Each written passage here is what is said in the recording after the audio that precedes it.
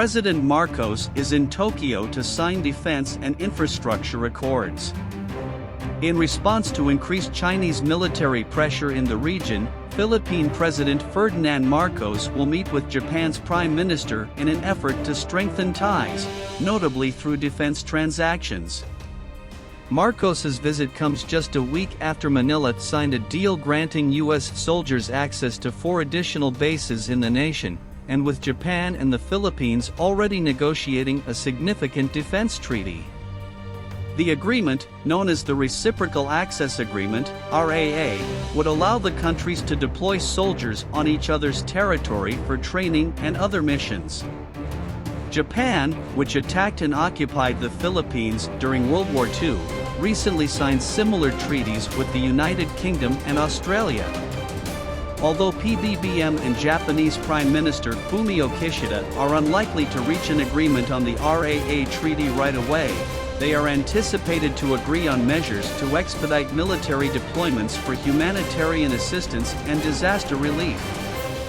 According to Renato de Castro, distinguished professor in the International Studies Department at De La Salle University in Manila, the two leaders are taking a cautious approach toward the RAA in order to avoid offending Beijing.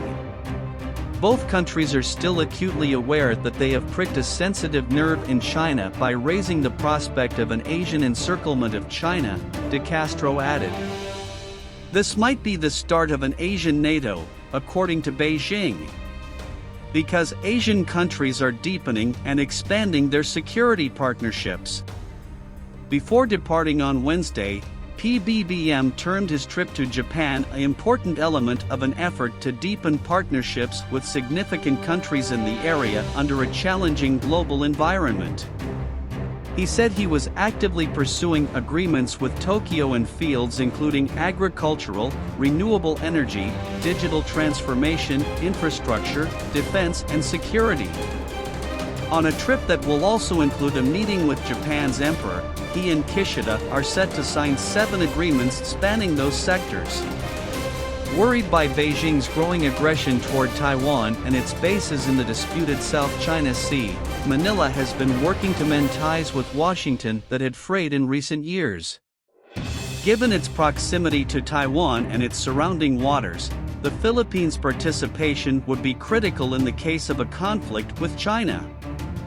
Japan proposed a comprehensive defense revamp last year, promising to boost defense expenditure to the NATO threshold of 2% of GDP by 2027 and naming China the biggest strategic challenge ever to national security.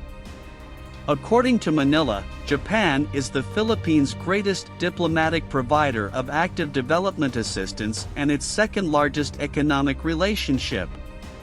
It also has the sole bilateral free trade agreement with the Philippines.